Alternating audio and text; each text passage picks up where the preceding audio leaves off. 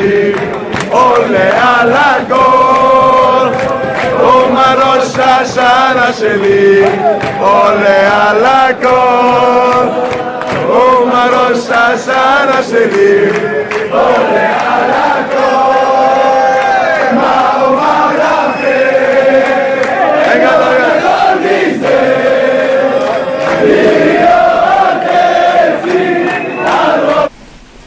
Boker Tov les amis, shalom à tous, à toutes, Bézat Hashem.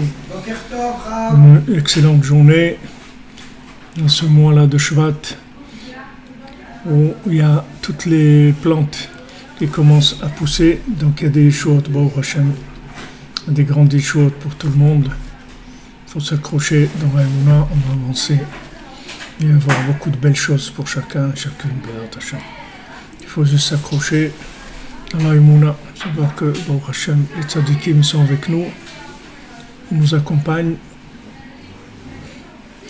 Et voilà, merci de votre présence, de votre écoute. On est là ensemble, on avance. Donc hier, on a commencé à voir Zimrat Haaretz, c'est du Rav de Tchérin sur la Torah, toujours Nun Bet, notre Torah 52. Et on a parlé d'Eretz Israël, d'accord? Donc une refoua shlema pour tous ceux qui ont besoin. Une refoua shlema pour Ori Bat Yafa, Benjamin Fredj Ben Rachel.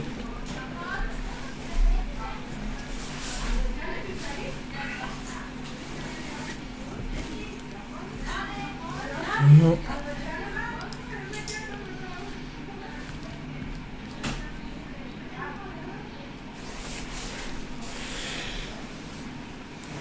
Il faut Shlema pour le Rav Besançon, Israël Yitzhak Ben Fortuné, pour David Ben Mesoda Cohen, Laura Alias Techava Batraï Daniel, Laurent Sultana Batrachel. Alors hier on a vu que Yadoua Mouvan Shekol Mashkarov Yoter les Trilat Abriya ou Barur Vadai Beyoter, qui ou Meprinat Efshari Amitziut, Machar Shelo Nidrachek Adain Mitrilat Amitziuto. Ren Mouvan Bepashtiut Besipur HaTorah Gamken. כי כל מה שהיה העולם קרוב לתחילת זמן הבריאה ביותר, היו חזקים באמונה חידוש העולם. Donc maintenant dans notre Torah, dans la Torah Akdosha, c'est la même chose. Quand on voit Bereshit, que maintenant plus on était proche du début, et plus il y avait de... Plus il y avait de... Attendez. Là j'ai juste un... corrige quelque chose.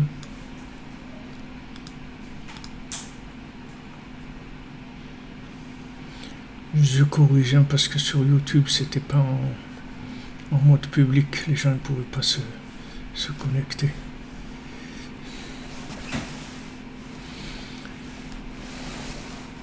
Alors, refoua shlema pour Razala Bat Rachel, refoua shlema pour Yosef Ben Miriam, pour votre papa, Mzel Frima, refoua shlema, Bezat Hashem, Besot Rabbeinu, avec tous les voyages que vous avez fait à Oman et tout, Keishuot, Gdolot, Bezat Hashem, תשועת השם כהרף עין.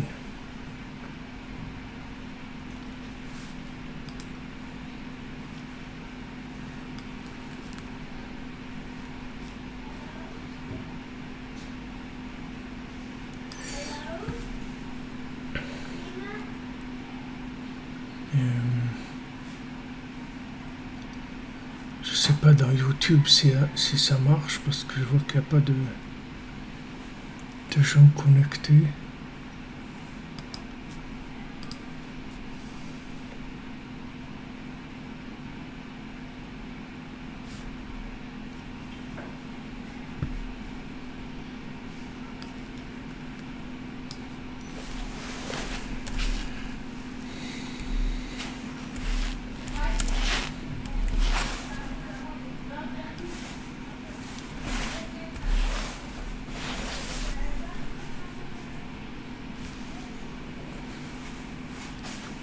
Shalom, bon Hashem. Nos amis arrivent à Hashem.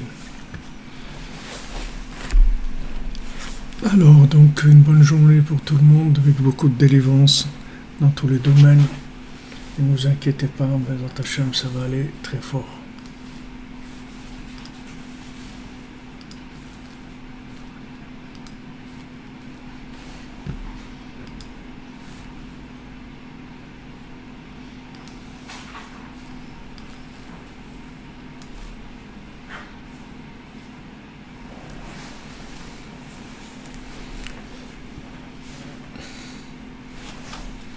Ça marche, Baruch Hashem. Baruch Hashem que ça marche. Alors on avance, Bezat Hashem. Alors hier on a vu le principe que comme on était plus proche du début, donc on était plus proche de la conscience de l'inexistence par notre propre ego. D'accord?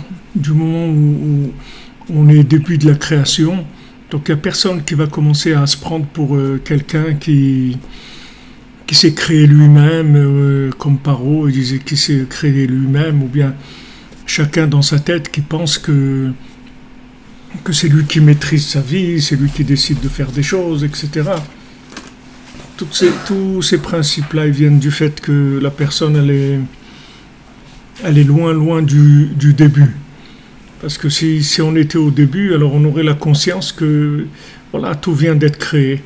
Donc tout est la main d'Hachem, ça aurait été évident. Mais le fait qu'après il y a eu des créations et d'autres créations, et qu'on s'est éloigné du départ, donc ça permet de croire qu'il y avait un chiyuv hametziut, c'est-à-dire que ce monde-là avait en fait une existence absolue et pas facultative. Et chacun, il n'a pas l'impression que sa vie, elle est facultative.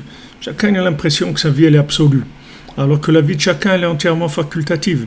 Donc, si on est d'accord sur le fait que c'est facultatif, alors on va agir complètement différemment. C'est-à-dire, on va chercher d'où on provient et à qui on doit notre existence. À qui on doit notre existence, à qui on doit notre réussite, à qui on doit notre bonheur, notre santé, notre joie, tout. À qui on doit ça?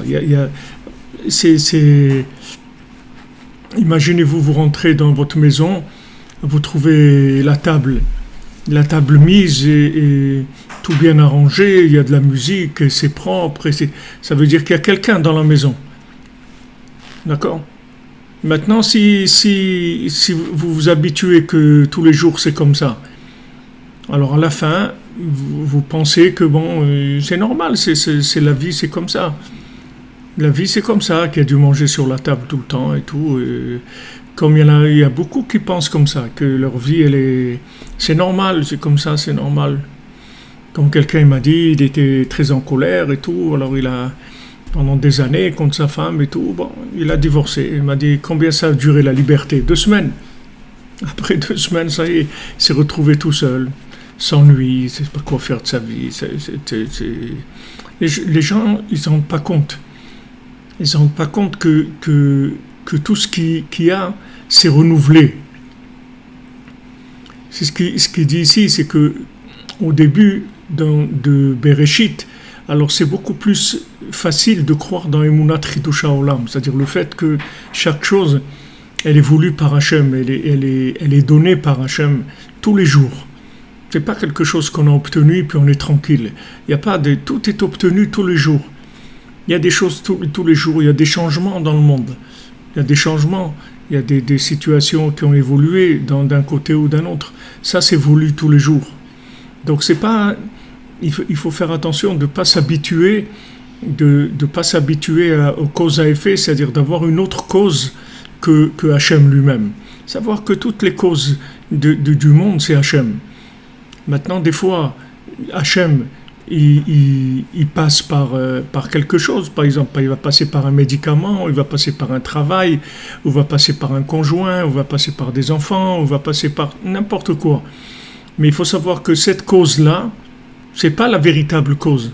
C'est une cause qui est loin de Echad, c'est-à-dire c'est parce que on n'a pas la possibilité de voir Hachem directement. Alors Hachem, il nous envoie à travers certains éléments, comme on voit dans les contes, dans le Sipurim Asiot, dans le conte du Chacham et du Tam, de l'homme qui était un génie et de l'homme simple. On voit là-bas que le Tam, quand il a reçu le message du roi qui le convoquait, qui lui demandait de venir, alors il a dit c'est vrai, il lui a dit oui c'est vrai.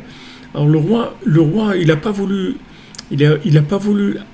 directement aller les convoquer lui-même, parce qu'il a dit si jamais j'envoie une convocation directe, ils vont s'affoler complètement, ils vont avoir peur. Donc il a cherché un envoyé en fait qui soit aussi comme la personne, voilà, c'est-à-dire qui corresponde à celui qui doit recevoir le message. Donc pour l'homme simple, il lui a envoyé un homme simple. Pour l'autre, l'homme instruit, un génie et tout, il lui a envoyé aussi quelqu'un qui correspondait à lui. Pour qu'il soit bien. Donc maintenant Hachem, qu'est-ce qu'il fait? Hachem, il se déguise pour venir dans notre vie, d'accord?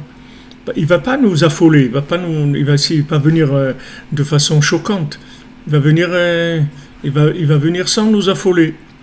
Donc il nous envoie des choses auxquelles on est habitué, des choses qui ne sont pas choquantes pour nous. Maintenant, il faut faire attention. C'est pas parce que Hachem il nous envoie des choses à travers des éléments qui sont pas choquants. Il ne faut pas traduire ça que Chas v'Shalom, Hachem il n'existe pas et que c'est ces éléments-là dans le monde qui sont la cause de ce que je suis en train de faire. Pas du tout. Pas du tout. C'est pas du tout comme ça. C'est-à-dire que, vous voyez, c'est interprété à l'envers. C'est-à-dire, Hachem il est gentil, il est miséricordieux, il ne veut pas choquer les gens. Donc il leur envoie à travers certaines choses. Comme on a vu, il y a l'ange de la Mishnah, l'ange Matat, c'est l'ange des 6 jours de la semaine. Hachem, il agit à travers lui pour qu'on ait c'est comme si quelqu'un vient vous voir à la maison. Maintenant, si c'est la personne qui vient vous voir, c'est un employé de la mairie ou autre, ça va. Mais si c'est le président de la République, vous allez avoir peur, vous allez être choqué. Si ça existe un président de la République qui peut impressionner encore quelqu'un. Mais disons dans l'image de ce que ça devrait être. Alors, il vient, il est impressionnant. Il vient chez vous, il tape, il dit voilà, je suis général de Gaulle. Ah bon, entrez, qu'est-ce que je peux faire pour vous? C'est-à-dire la personne, elle va être choquée. Alors Hachem, il vient pas directement pour pas choquer la personne. Mais il faut pas tomber dans l'autre côté de dire puisque maintenant c'est cette personne-là qui m'a amené la chose. Donc en fait le roi il n'existe pas. Donc c'est le raisonnement qui va arriver le Chacham. Afouah Shlema pour Aaron ben Shaba. Vous comprenez?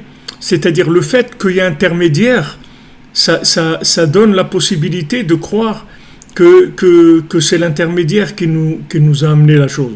Alors que c'est pas l'intermédiaire, c'est Hachem. Et Hachem, il fait ça par chesed. Alors nous, on doit ramener à la racine, on dit non, je sais que c'est toi Hachem, et je te remercie que tu as utilisé que tu as utilisé quelque chose qui est à mon niveau pour me parler, pour pas que je sois choqué. Alors au début, quand les gens ils étaient proches de Bereshit, l'âge de la création, il y avait une très grande conscience de la présence divine. C'est-à-dire que c'était quelque chose qui était très fort parce que c'était le début. Donc il y avait une évidence, il y a l'évidence des choses. Alors dans la vie, il faut faire attention de ne pas s'habituer aux choses, de ne pas croire qu'on nous doit quelque chose, ou que les choses c'est obligé que ça continue et que ça soit comme ça. Il n'y a rien qui est obligé. Il n'y a rien qui est obligé. Et même si pendant je vis 120 ans et pendant tous les jours il y a la même chose qui se passe, il faut savoir que toutes ces choses-là, tous les jours, elles sont voulues par Hachem et elles sont complètement réitérées et renouvelées. Elles n'ont pas de rapport avec la veille, du tout. Ça n'a aucun rapport. Donc le monde, il peut changer tout le temps. Moi, je peux changer, les conditions peuvent changer, tout, d'un côté ou dans un autre. Donc dans ce qui ne va pas, je dois m'accrocher et garder l'espoir que Bezat Hashem, tout va aller bien et tout va s'arranger. Et dans ce qui va déjà, je dois remercier Hashem parce que c'est pas sûr que ça reste comme ça. C'est pas sûr. Il y a des gens, ils avaient un travail, d'un coup, ils n'ont plus de travail. Il y a des gens, ils n'avaient pas de travail, d'un coup, ils ont un travail. Alors, ça bouge. Ça peut bouger tous les jours. Donc, il faut savoir que, en fait, tout est facultatif. Le bien ou le mal. Tout est facultatif. Le bien, il peut, Chas v'Shalom, s'arrêter d'un coup. Le mal aussi, Bezat Hashem, il va s'arrêter d'un coup aussi. Tout va changer d'un coup. Tout peut changer. Ça, c'est la conscience de ce qu'on appelle ici que Efshari Ametziut, c'est-à-dire la conscience du fait que tout est facultatif, qu'il n'y a rien qui est obligé, que tout est facultatif. Alors du moment où je sais que c'est facultatif, je sais qu'en une seconde, tout peut changer, d'un côté, dans un autre. Donc il faut s'habituer à remercier Hachem sur ce qu'on a déjà, et il ne faut pas perdre l'espoir de Bezrat Hachem, tout ce que Hachem il va nous donner, parce que tout peut changer. La vie, elle peut changer, peut basculer d'un coup, se retrouver dans une bonne situation, ou le contraire. Regardez celui-là, le directeur de Renault, là, Nissan, ou je sais pas. Regardez le bonhomme, tranquille, il arrive avec son avion, son jet privé, il se trouve dans une prison à manger 3 bols de riz par jour, et voilà, ça y est, sa vie, c'est terminé. Ça a pris 2 minutes, c'est tout. Alors que quand il était dans son avion privé, qui vient atterrir dans son jet privé, si vous lui dites alors, monsieur, ça va la vie? Il dit, ouais, super. Alors, quels sont vos projets et tout? Ben voilà, on va faire ça, voilà, justement, on est en train d'investir là, et ça marche très bien, les affaires, et voilà. Et d'un coup, tac, descend de l'avion, sa vie, c'est terminé, c'est tout. Ça a pris 2 minutes, et tout a basculé, terminé. Et le contraire aussi. Quelqu'un il peut réussir d'un coup, il rencontre la personne qu'il lui faut, Bezat Hashem, tous ceux qui ont besoin de se marier, qui rencontrent leur conjoint très rapidement, Bezat Hashem. Il rencontre la personne, il trouve une parnassa, il guérit, et truc.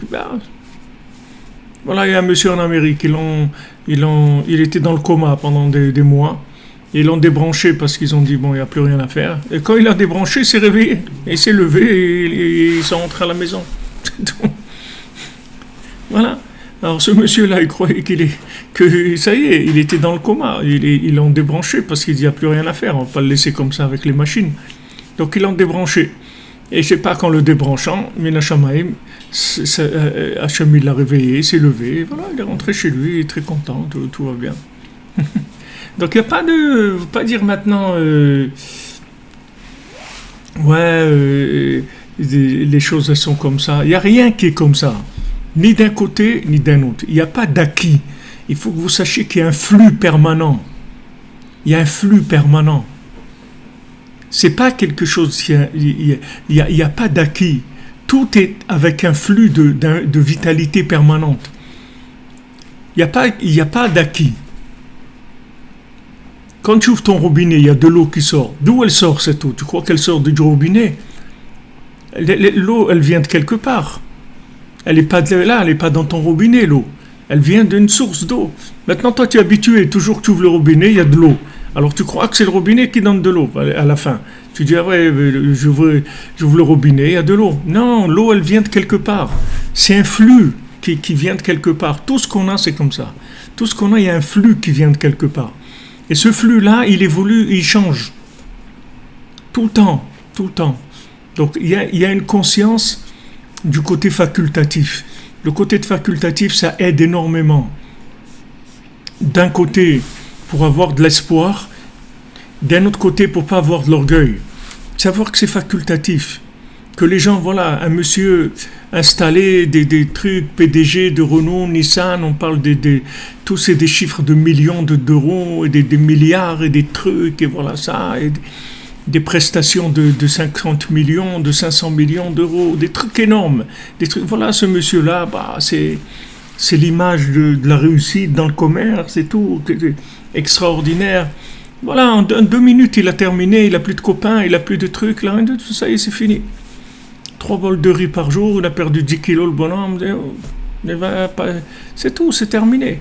Il n'y a pas. Vous voyez comme ça des choses qui changent. Il y a je crois en Chine, il a eu une condamnation pour de la drogue, 15 ans de prison. 15 ans de prison pour de la drogue, trafic de drogue, 15 ans de prison. Ok, en Chine, ils sont très durs. Alors il a dit, ouais, je suis pas content et tout, il a fait appel. Maintenant il a été condamné à mort. Comprenez? Et il croit parce qu'il va faire appel, c'est automatiquement que ça va aller mieux. C'est pas aller mieux. Il y a quelqu'un qui se plaint de ce qu'il a. Hachem lui dit, tu te plains de ce que tu as. Si je te montrais combien de miséricorde il a fallu pour que je te donne ce que tu as, alors tu serais toute la journée en train de dire merci. Si tu voyais derrière les coulisses, qu'est-ce qui se passe avec toi, tu serais toute la journée en train de dire merci mon Dieu.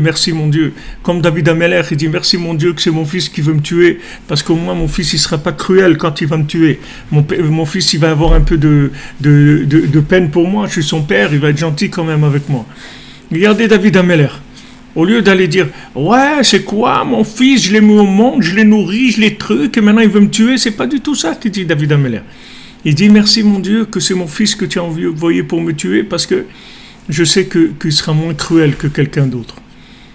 Ça veut dire qu'il n'y a pas de il faut avoir la conscience du facultatif.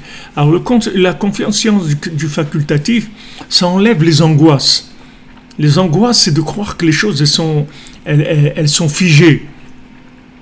Alors la personne elle est angoissée parce qu'elle croit ouais c'est comme ça. C'est pas comme ça, tout peut changer.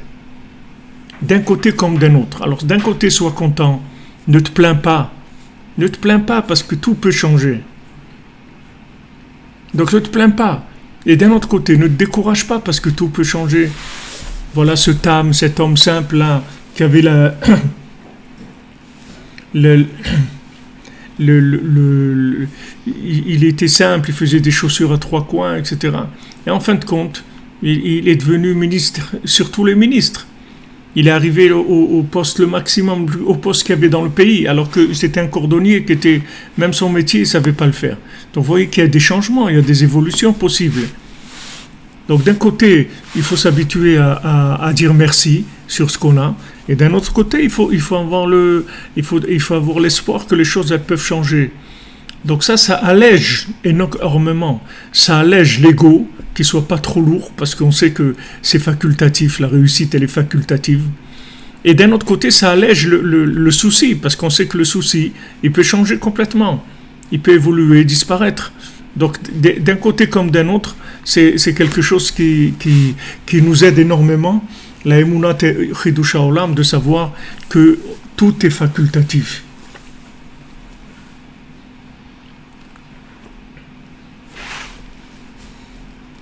Il faut les mains pour Frecha Batester. Benjamin Jacques, pour votre zivouk, Bezant Hashem.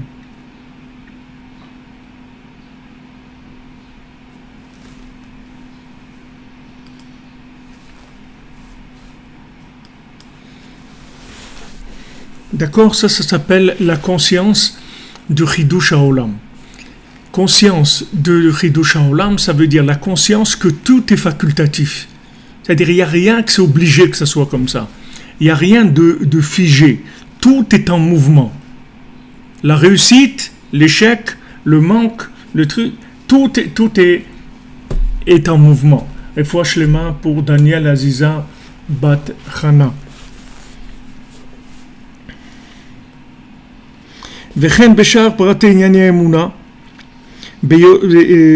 האמונה הקדושה ביותר, עד אשר עברו כמה דורות ונתרחק קצת העולם מתחילת זמן מציאותו, אז התחילו הדעות להשתבש וכפירות ועבודה זרה כיוצא, עד שבריבוי הדורות ביותר נפלו קצת גם לזה השיבוש של חיוב מציאות העולם. Alors maintenant, avec le temps, il explique qu'il y a eu la façon de voir les choses. Elles ont commencé à changer, c'est-à-dire que les gens, ils ont commencé à croire que ce qu'il y avait, en fait, c'était un acquis. Ils ont commencé d'abord à se lancer vers des nyanim d'Avodah Zara, c'est-à-dire vers des cultes sur la matière. C'est-à-dire que l'idolâtrie, il faut savoir que l'idolâtrie, c'est pas uniquement que quelqu'un il va aller se prosterner devant une statue et va dire que cette statue elle peut agir pour lui et lui donner une délivrance, etc. C'est pas ça que l'Avodah Zara. C'est pas ça, c'est une forme d'Avodah Zara, d'idolâtrie. Mais l'idolâtrie, c'est de croire qu'une chose elle est la cause de ce que j'ai obtenu, ou elle est la cause de ma réussite, ou elle est la cause de mon échec. Autrement qu'Hachem. C'est-à-dire, quand je crois que c'est mon travail qui me rapporte ma parnassa, c'est de la Avodah Zara. Quand je crois que mon conjoint, mes enfants, ils m'appartiennent, c'est de la Avodah Zara.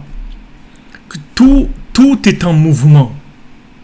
Avodah Zara, ça veut dire que je fige la chose comme étant quelque chose qui est dans un état comme ça aujourd'hui. Que le fait que maintenant j'ai un conjoint, alors ça y est, il va jamais me quitter, il va être toujours avec moi, c'est pas vrai.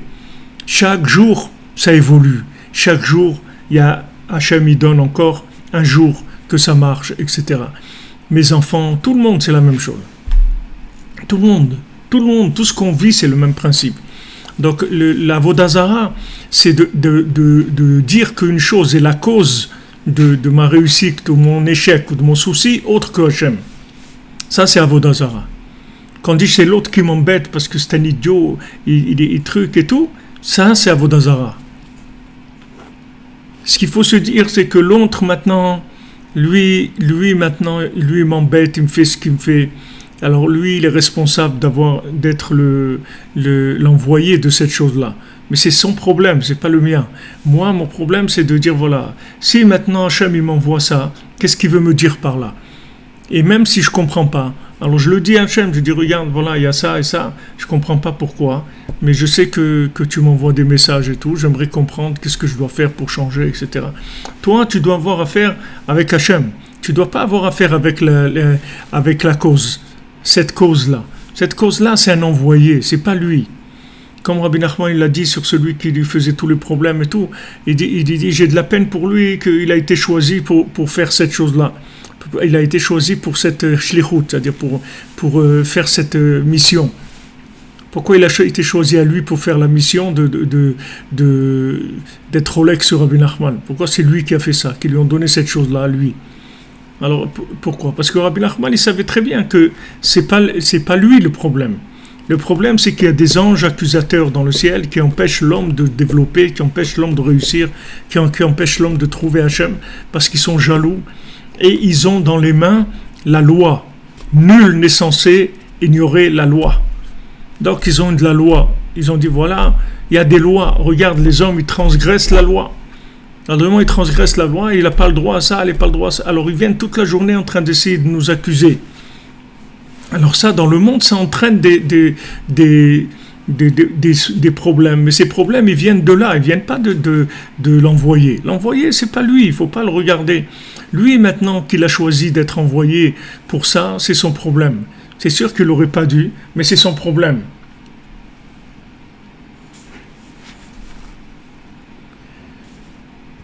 Hachem, il n'envoie pas des mauvaises choses aux gens. Hachem, il envoie des choses qui sont difficiles. Vous ne pouvez pas dire que quelqu'un qui est malade, c'est pas mauvais. On va dire que quelqu'un qui est pauvre, c'est pas mauvais. Ah, c'est pour son bien. Alors Hachem, il dit, Rabbeinu, il dit, demande à Hachem qui t'envoie des choses que toi, tu appelles bien. Pas que lui, il appelle bien. Parce que des fois, Hachem, il peut envoyer quelque chose qui est bien, mais pour nous, c'est pas bien. Ça nous fait souffrir. Donc nous, on veut pas ça. Nous, on veut qu'Hachem, quel Shaddai, yiten lachem rachamim. Rabbeinu dit que Hachem, il vous donne la miséricorde entre vos mains, que la miséricorde que nous, on appelle miséricorde. Pas la miséricorde comme lui, il appelle miséricorde. Donc des fois, Hachem, il envoie quelque chose et qui est désagréable. Le tout, c'est de ne pas attribuer cette chose-là à cette cause. De ne pas dire la cause, c'est la cause de mes malheurs, la cause de mes soucis, c'est celui-là. La cause de l'antisémitisme, c'est celui-là. La cause de trucs, c'est celui-là. Il n'y a pas. La cause, c'est Hachem. C'est la cause de tout. Donc, tu as quelque chose, tu parles avec lui, c'est tout. Mais tu ne vas pas maintenant commencer à dire c'est lui. Non, ces anges, ce n'est pas des envoyés d'Hachem. Ces anges-là, ce sont les tribunaux d'en haut. Ce n'est pas des envoyés d'Hachem. C'est les tribunaux qu'Hachem il a mis en place pour que le monde il puisse fonctionner avec un libre arbitre, avec un salaire. Mais Hachem il veut pas que ces anges-là ils soient reconnus et ils aient un pouvoir quelconque. La cause elle vient toujours d'Hachem. C'est lui la cause de tout.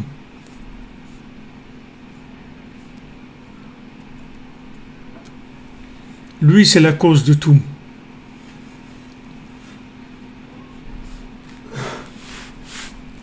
Maintenant, si j'ai des réclamations, alors je m'adresse à Hachem. Alors au début, ils ont commencé par faire Avodah Zara. Au début, Mamash, il n'y avait pas de possibilité d'Avodah Zara, puisqu'Adam Arishon, il parlait avec Hachem. Donc il n'y avait pas de problème d'Avodah Zara. Après, petit à petit, le dialogue, la communication, elle a commencé à être moins évidente. Et les gens, ils ont commencé à faire Avodah Zara. Et après, ils ont commencé à croire que le Olam, Keminago Noeg, ils ont cru que le monde, ouais, c'est normal, il y a ça, bon, l'été prochain, qu'est-ce qu'on fait? On va faire ça, et l'année prochaine, on ouvre, voilà, bientôt, il y aura un nouveau métro en 2028, trucs. Voilà, bon, ils sont dans des trucs, ils croient qu'ils vont prévoir ça. Qu'est-ce que tu vas prévoir? Tu vas prévoir quoi? Tu sais pas du tout qu'est-ce qu'Hachem il va faire avec toi, ni il va faire avec le monde. Donc, qu'est-ce que tu veux? Tu prévois des choses. Tu prévois quoi? Et nos sages, ils ont dit que la terre d'Israël, elle a été créée avant tout, et après tout le reste du monde, il a été créé à la fin. Donc Eretz Israël, c'est un endroit qui est beaucoup plus propice à la Emouna dans Efshari HaMetziut, c'est-à-dire à l'Emouna dans le facultatif. C'est vrai, en Israël, il n'y a pas un pays au monde, vous voyez les magasins qui changent autant de fois. C'est-à-dire vous avez beaucoup de magasins, tous les quelques mois, c'est un autre magasin. Le magasin, il change. C'était des vêtements, maintenant c'est des falafels, après c'est des chaussures, après c'est des téléphones, après ça sans arrêt. Parce que c'est vraiment le pays du facultatif. C'est-à-dire il y a une conscience du facultatif.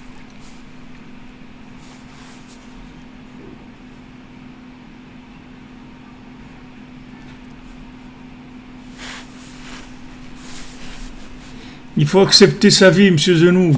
Il n'y a pas d'autre possibilité. Ou vous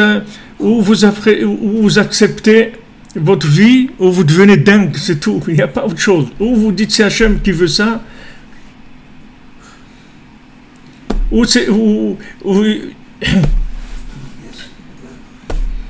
vous devenez dingue. Si vous croyez que c'est vous qui faites les choses, alors ça les nerfs, ils éclatent, les trucs. Y a pas, ma vie, c'est la vie que Hachem il m'a donnée maintenant. Mais l'état de ma vie, il est facultatif. Aussi bien dans la réussite que dans l'échec. Et si je souffre, c'est facultatif, ça peut changer en 1 minute. Et si j'ai réussi, c'est facultatif aussi, ça peut changer en 1 minute. Donc quand je sais ça, je me lâche, c'est tout. Je me lâche. Alors ces anges-là, pour les faire taire, il faut parler. Si vous voulez que eux ils se taisent, il faut que vous parlez. Parce que tout le temps que vous parlez, eux ils ne peuvent pas parler. Donc vous parlez avec Hachem, et ces anges-là, ils se taisent. וגם כי עיקר ירושת ארץ ישראל הוא על ידי בחינת כוח מעשה ויגיד לעמו, שזה כל עניין סדר בראשית שמודיע ומבאר איך שהתחדשה כל בריאה, כל הבריאה כולה בבחינת אפשרי המציאות ולא ידע שום חיוב חס ושלום.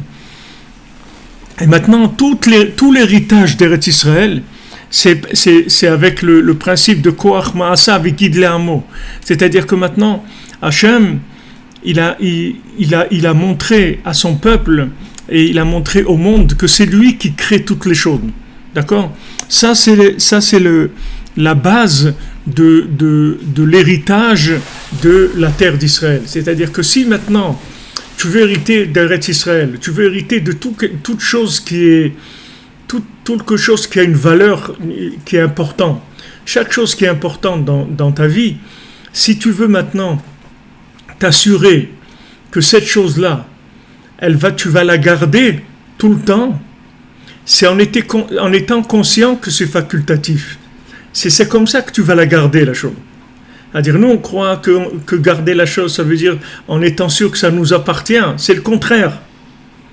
Quand tu crois que la chose, elle t'appartient, c'est là où tu t'approches le plus de la perdre. Si tu veux maintenant que la chose, elle t'appartienne vraiment, il faut que tu sois conscient qu'elle ne t'appartient pas du tout. À ce moment-là, quand elle ne t'appartient pas, tu dis merci mon Dieu pour ce que tu m'as donné, merci pour ça. Alors quand tu lui dis merci, alors le lendemain, il te le donne encore. Parce que tu lui as dit merci, parce que tu es conscient que c'est facultatif. Alors que si tu crois que ça t'appartient, alors on te fait bouger un peu pour que tu dises qu'est-ce que tu penses. Ça y est, tu crois que tu es installé, que tout t'appartient et tout, ben tu vas voir que c'est pas évident. Ah ça y est, maintenant tu dis plus merci, ça y est, maintenant tu crois que tu es installé, que tout va bien, c'est normal. Il n'y a rien de normal mon ami. Il n'y a rien que normal. Le normal c'est rien, ça c'est normal. La norme, ça veut dire c'est 0, ça c'est la norme. Ça c'est la norme. Tu veux garder quelque chose. Tu veux t'assurer de quelque chose que tu vas le garder tout le temps. C'est-à-dire tu veux t'assurer du chiyuv hametziut, de l'absolu de la chose. C'est en étant conscient qu'elle est facultative. Plus tu seras conscient qu'elle est facultative, plus elle te restera entre tes mains. Plus Hachem il te laissera cette chose entre tes mains. Mais si maintenant tu crois que ça t'appartient, c'est à toi, alors tout de suite ces anges-là, ils commencent à attaquer. Donc chaque jour, prends le temps pour dire merci mon Dieu et savoir que ce que tu as, c'est Hachem qui te l'a donné. Et sois content surtout de ce que tu as. Accepte ta vie en sachant que ça est voulu par Hachem. Et maintenant tu veux du changement, tu lui demandes.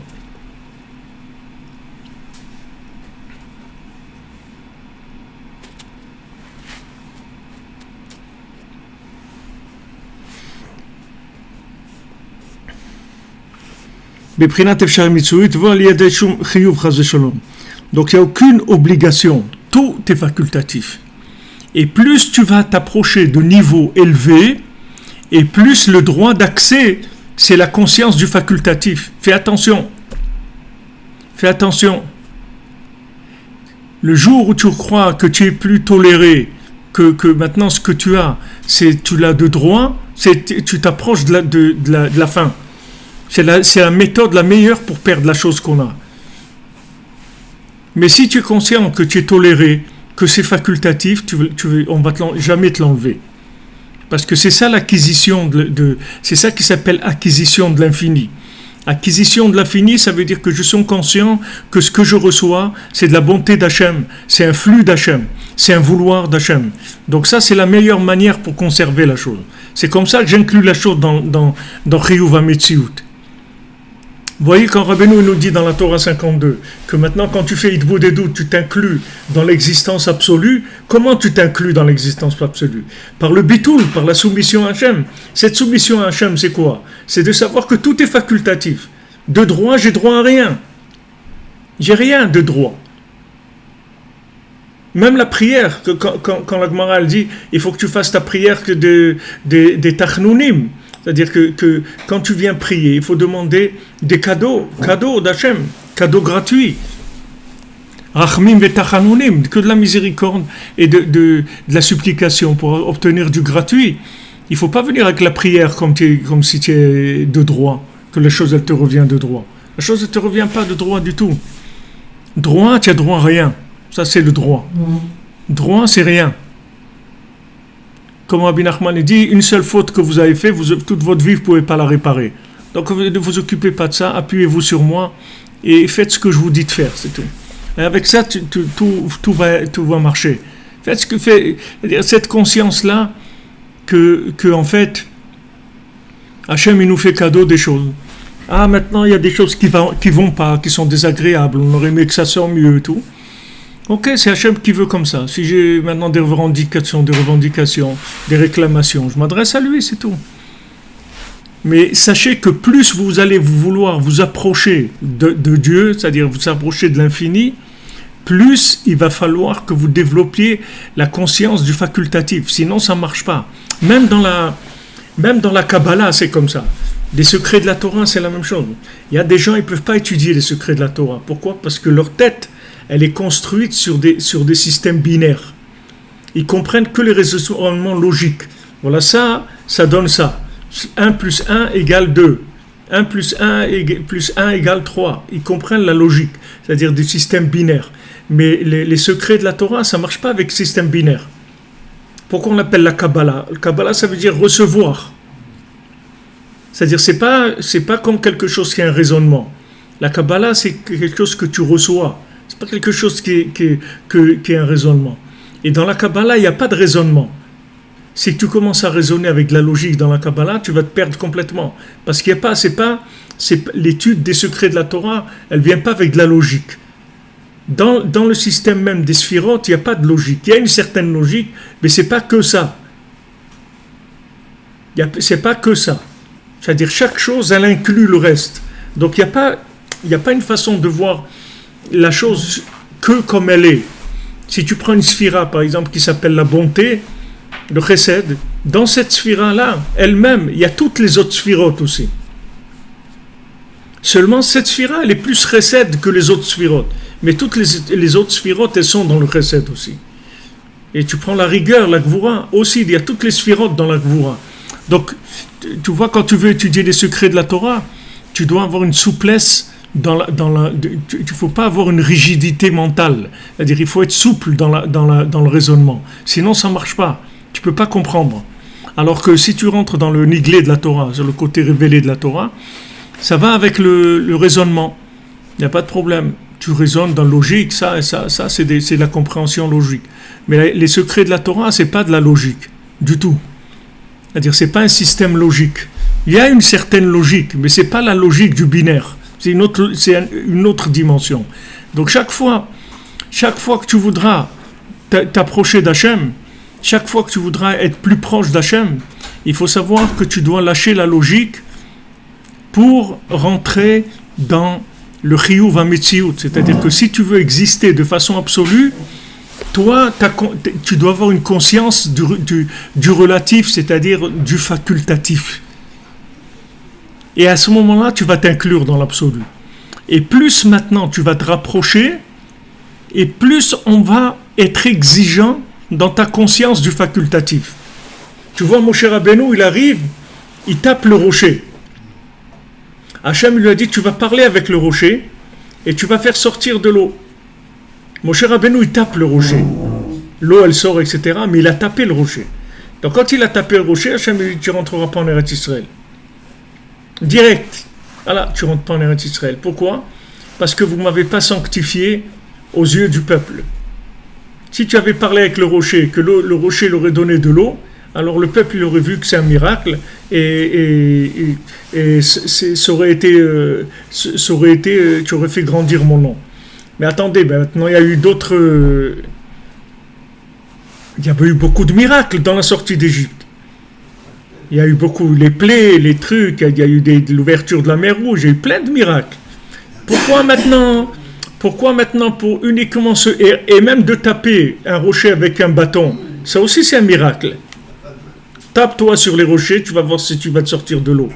Vas-y, tape tant que tu veux sur un rocher, tu vas voir si... Peut-être il te sortira de l'eau, mais en tout cas, c'est pas pour le commun des mortels, c'est pas évident. Donc même ça, c'est un miracle. Pourquoi Hachem, il lui a dit, tu rentres pas en Eretz Israël parce que tu as frappé le rocher? Parce qu'à un moment, le fait que Moshe Rabbeinu, il a frappé, ça veut dire que il a utilisé une rigueur qui était une accélération du système de la délivrance. C'est-à-dire le fait que maintenant, il y a que de vouloir accélérer le système de la délivrance, ça veut dire croire dans le côté non facultatif de la chose. Si maintenant tu veux accélérer la délivrance, ça veut dire que tu penses que la délivrance, elle te revient. Que la délivrance, elle te revient. Alors comme elle te revient, tu l'accélères. Tu veux que ça vienne vite. Dis Hachem, s'il te plaît, hein, tu nous envoies le Mashiach parce qu'on en a marre, etc. Truc et tout, tu commences à être exigeant. Mais si tu sais que tout est facultatif, même le Mashiach c'est facultatif, et que le monde entier, son existence, elle est facultative, qu'elle peut retourner dans le néant en une seconde, alors tu vas avoir une autre attitude. Tu ne vas pas être du tout dans les mêmes exigences. Tu ne vas pas parler à Hachem de la même manière. Parce que tu sais que c'est facultatif. Donc Moshe Rabbeinu, il vient et il utilise la rigueur pour amener la Torah, pour faire sortir la Torah. Hachem, il lui dit, je ne veux pas de rigueur. Et la Torah, je veux que ce soit qu'avec du dialogue. Je ne veux pas de rigueur du tout. Je ne veux pas que tu utilises la rigueur du tout. Donc Hachem, il lui dit, tu ne rentreras pas en Eretz Israël. Qu'est-ce qu'il fait, Moshe Rabbeinu? Il commence à prier, va être Hanan. Rachid dit, Matanat Rinam. Il demande à Hachem cadeau gratuit. Pourquoi? Parce qu'il a compris. Il a compris que maintenant, Eretz Israël, c'est un cadeau gratuit. C'est pas quelque chose que tu peux dire, bon, ça me revient, en tant que juif, c'est ma terre, je reviens sur ma terre, c'est ma terre, c'est pas ta terre, c'est la terre qu'Hachem il t'a donnée. Pour l'instant, c'est tout. Et Hachem, il peut, Chas v'Shalom, te l'enlever en une seconde. Il faut que tu saches ça. Il faut que tu saches qu'il n'y a rien, il n'y a aucun acquis dans ce monde. La seule chose que tu peux acquérir dans ce monde, c'est la mort, c'est tout. C'est la seule chose que tu peux acquérir. Tu peux acquérir rien d'autre.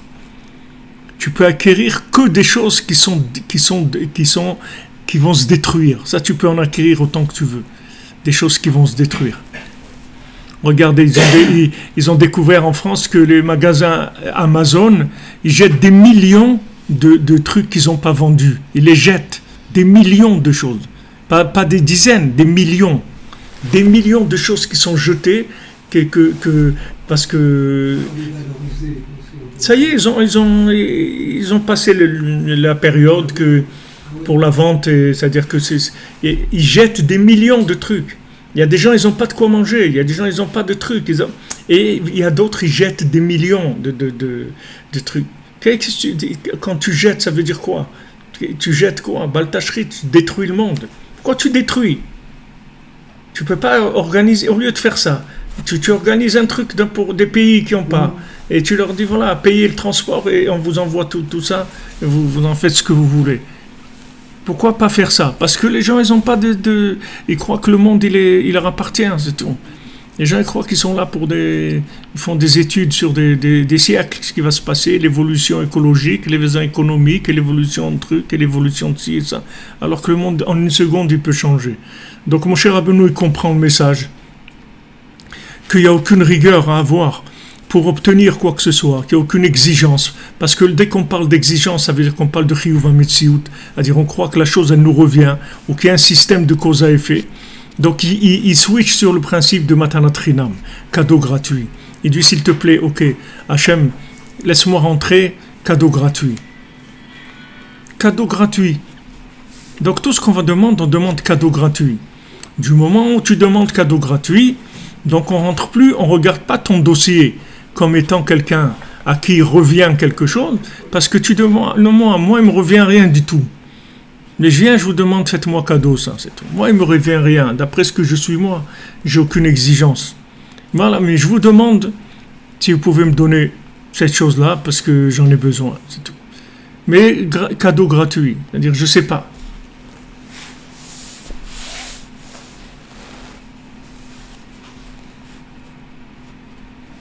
Bien sûr, la création du monde, c'est un cadeau d'Hachem, tout à fait.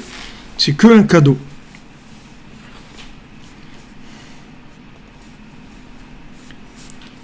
והתכלית הוא קרוב לתחילת המחשבה ביותר, כמובן במאמר קרטליטה בסימן י"ח, ונתכלית בית העולם הוא רק בשביל נשמות ישראל. Donc maintenant, du moment où Hachem, il a créé les âmes d'Israël avant la création du monde, et il a créé la première partie de la terre, c'est Eretz Israël. Donc il a donné la terre qui est propice à ces âmes qui sont venues avant la création du monde. Donc c'est ce qu'on a dit, que maintenant la création des Neshamot d'Israël, des âmes d'Israël, elles sont montées dans la pensée d'Hachem au début, c'est-à-dire avant la création du monde.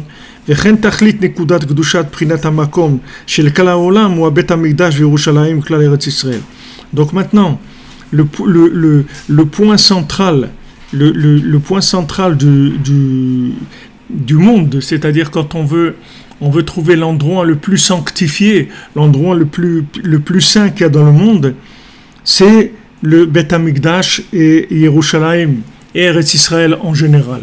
C'est-à-dire que en Eretz Israël, vous avez le Beth Amikdash, l'endroit de Beth Amikdash, là où il y a le kotel, là où il y a le Even Shtia, la pierre qui est la fondation du monde. C'est là où il y a le point le plus de facultatif. C'est-à-dire c'est l'endroit où il y a la conscience du facultatif le plus fort du monde. C'est cet endroit-là. Donc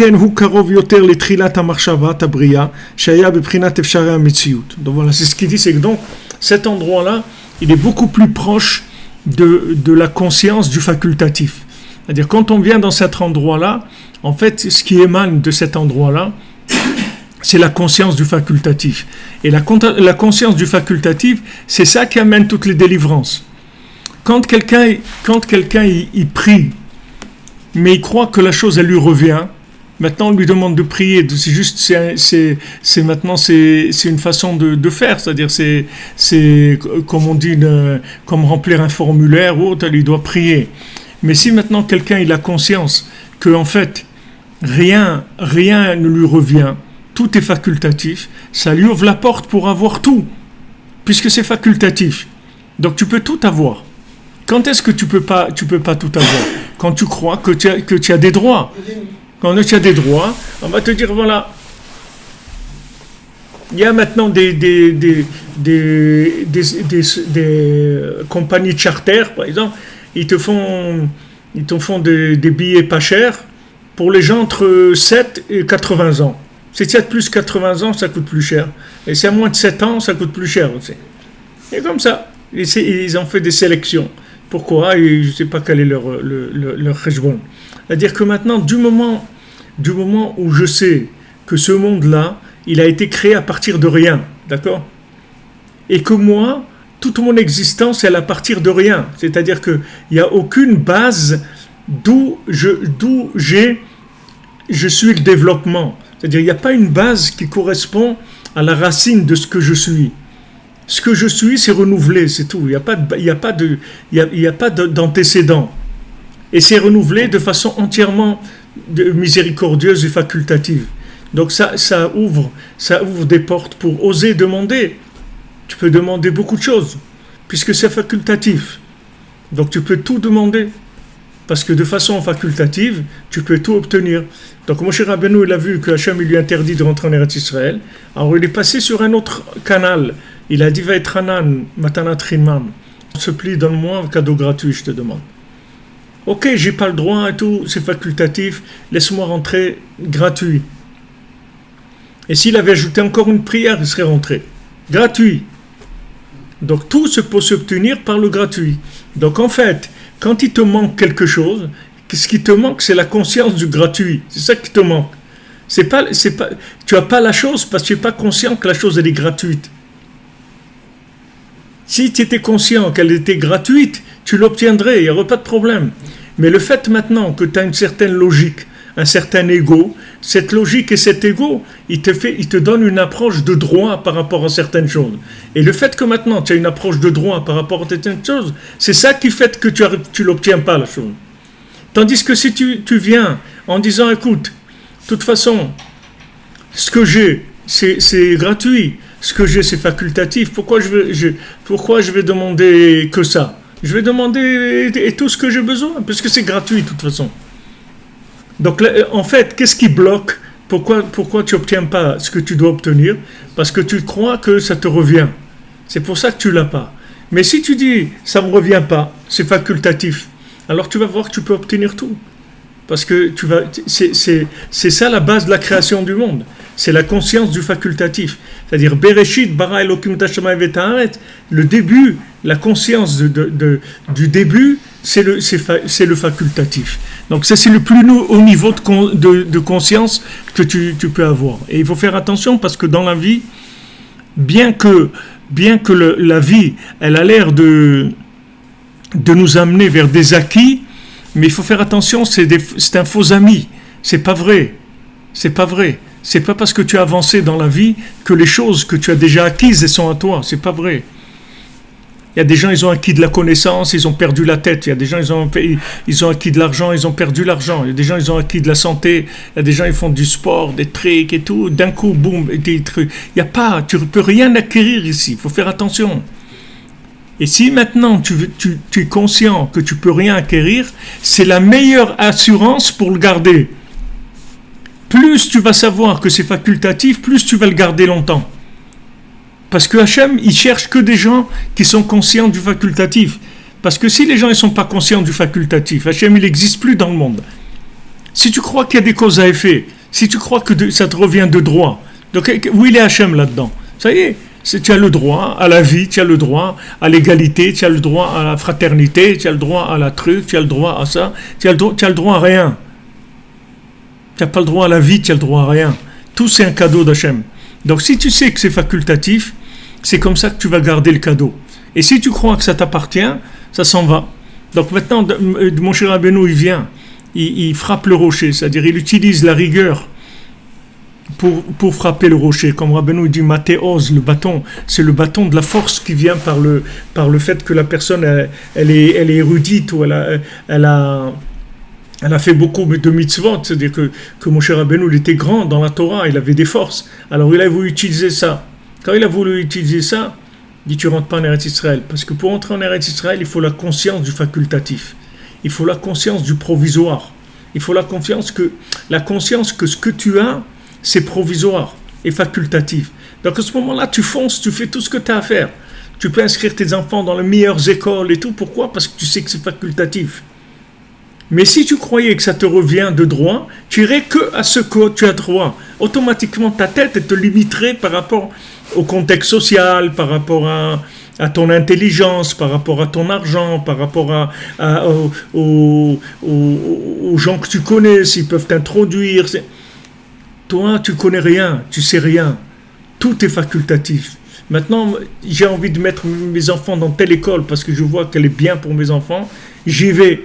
C'est tout. Et le directeur ou la directrice vont me dire mais non, un truc et tout. J'écoute pas, j'y vais. Je prie et j'essaye. Je prie et j'essaye. Je prie et j'essaye. Que ça marche, c'est tout.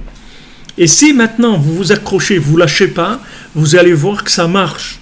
Qu'il n'y a rien au monde. Rabbeinu dit il n'y a rien au monde que tu peux pas obtenir avec la prière. Rien. Tout. Le problème c'est que comme il y a un mélange d'ego et d'émouna, c'est ça qui t'affaiblit. C'est-à-dire, comme il y a un côté égo chez toi, que tu crois que c'est quelque chose, c'est ça qui te donne, qui te limite dans la démarche que tu vas faire. Mais si tu sais que tu n'as droit à rien, tu vas tout demander. Tu vas tout demander.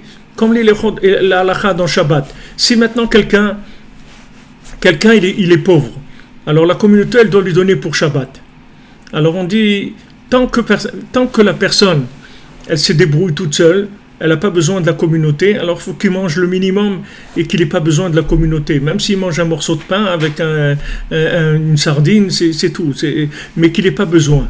Mais si maintenant il prend de la caisse de la communauté, alors il doit manger un repas complet avec tout ce qu'il faut. Il ne peut pas prendre la communauté et se limiter avec un morceau de pain. Parce que du moment où maintenant il est rentré dans le gratuit, il a droit à tout.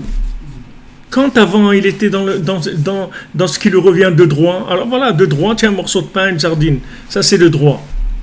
Mais si maintenant tu rentres dans le gratuit, alors là on te donne tout.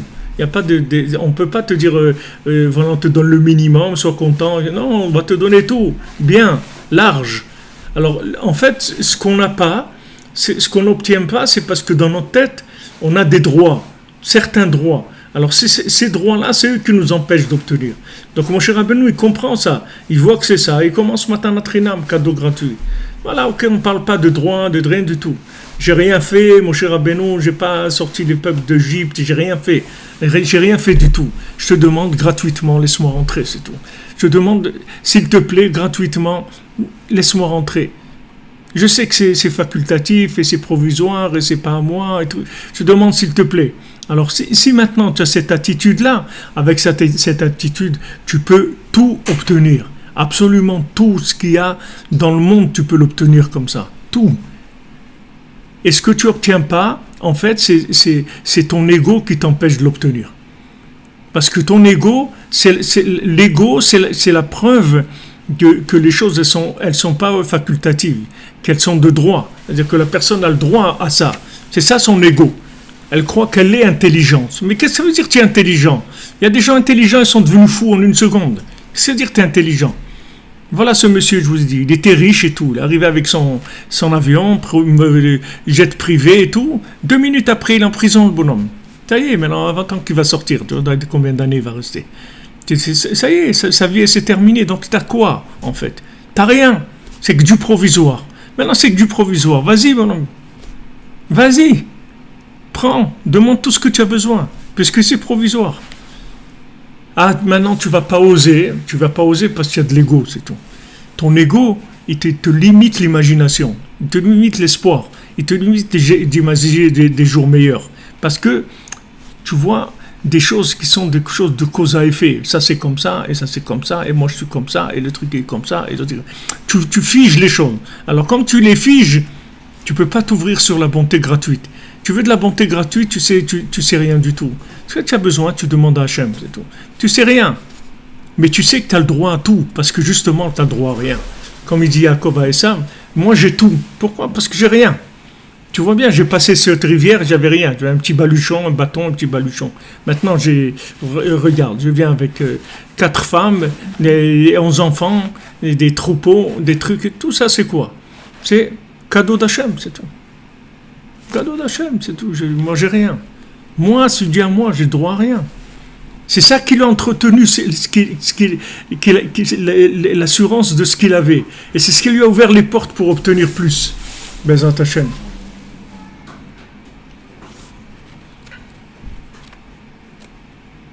Voilà les amis. Be'atzlacha, que des bonnes choses. Et faites ce que vous pouvez pour vous inscrire pour le gala, les amis, parce qu'on a besoin. On a besoin pour le centre à Ouman, c'est le centre du gratuit. On veut que les gens y viennent et les servir et leur donner tout ce qu'ils ont besoin pour qu'ils viennent chez le tzaddik avec toute l'assistance qu'il a besoin pour aider Bezat Hachem. Alors, tout ce que vous pourrez participer, sachez que c'est à ça que vous avez participé. Vous avez construit un centre pour pouvoir accueillir les gens qui vont venir à Ouman. Alors, une bonne journée, merci de votre présence et merci de votre soutien. Et on se retrouve Bezat Hachem demain. On continue notre étude là sur le Bitoul. On a encore quelques jours, après on passera à la Torah 53 Bezat Hachem. Merci les amis. Merci.